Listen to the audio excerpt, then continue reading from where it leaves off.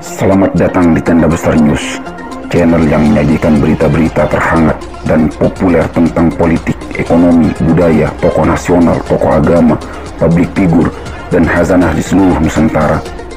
Mari anak bangsa berkolaborasi membangun negeri.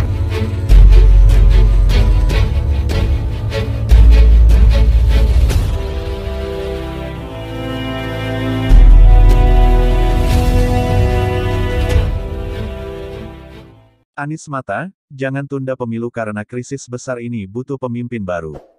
Tenda Besar, Jakarta, dalam Gelora Talk bertajuk, Gaduh Siasat Tunda Pemilu 2024, Ketua Umum Partai Gelombang Rakyat Gelora Indonesia Anies Mata berharap Presiden Joko Widodo, Jokowi, meninggalkan warisan atau legasi yang baik sebagai seorang pemimpin, saat mengakhiri jabatannya selama 2 periode pada 2024 mendatang.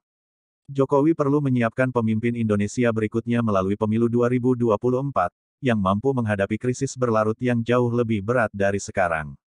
Alasan terbesar melakukan pemilu tepat waktu adalah karena krisis besar itu membutuhkan pemimpin baru. Alasan terbesarnya di situ, bukan justru dipakai sebagai alasan untuk menunda pemilu, papar Anies Mata, Rabu, tanggal 30 Maret tahun 2022 petang. Dalam diskusi yang digelar secara daring itu, Anies Mata mengatakan, sejak awal pandemi 2 tahun lalu, ia sudah mengingatkan, bahwa setelah pandemi akan ada krisis ekonomi, kemudian berlanjut pada krisis sosial dan politik secara global. Anies Mata menyebut, perang antara Rusia-Ukraina yang tidak diprediksi sebelumnya akan menjadi disrupsi besar dalam tatanan global dan memperdalam krisis ekonomi dunia yang sudah ada. Dan saya percaya pada 2024 nanti, krisis yang jauh lebih besar akan terjadi.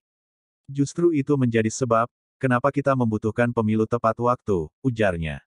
Anies Mata mengajak semua elit tidak memaksakan ide penundaan pemilu, karena selain ditolak rakyat, secara konstitusi juga tidak memberi ruang saat ini. Jika ide tersebut tetap dipaksakan, maka akan ada penolakan kuat dari rakyat. Ini berarti ada perceraian antara elit dengan rakyat, elit sudah benar-benar bercerai dengan rakyatnya. Karena elit tidak bisa lagi memahami apa yang dirasakan kegalauan, kekhawatiran, kemarahan dan kesedihan publik ini benar-benar seperti terabaikan, ujarnya. Jika hal ini terjadi, Anies Mata mengkhawatirkan peristiwa jatuhnya Presiden Soekarno, Soeharto dan Kiai Haji Abdurrahman Wahid, Gus Dur, bakal berulang terjadi lagi pada Presiden Jokowi. Jokowi bisa dijatuhkan oleh rakyat, apabila menunda pemilu 2024 dan memperpanjang masa jabatannya. Kan dulu salah satu ide dari pembatasan masa jabatan, karena Pak Harto, Soeharto terlalu lama. Kita harus menghindari turunnya presiden-presiden kuat dengan tragedi.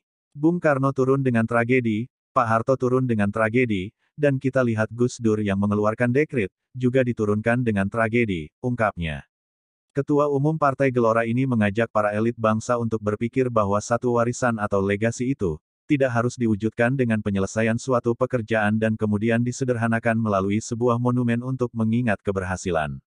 Seorang pemimpin itu, harus percaya pada bangsanya sendiri.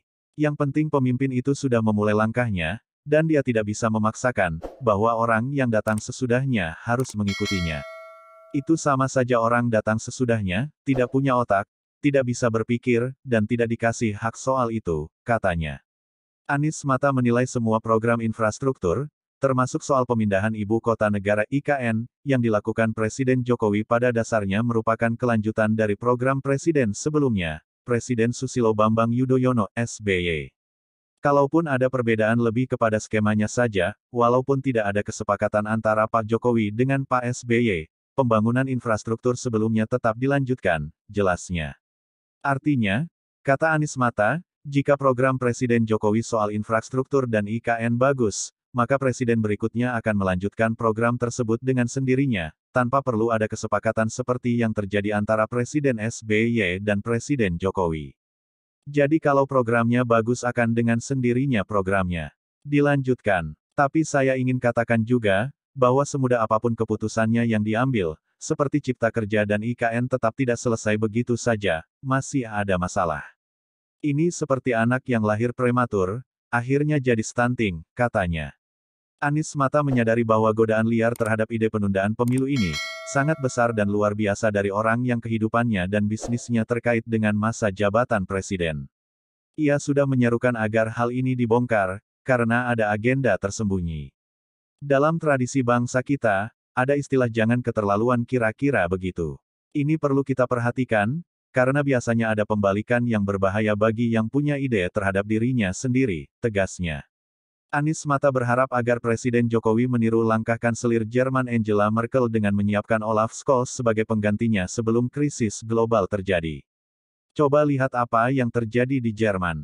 Kanselir Jerman Olaf Scholz baru naik tiba-tiba ada perang. Yang beruntung Angela Merkel sudah selesai, tanggung jawabnya sudah selesai.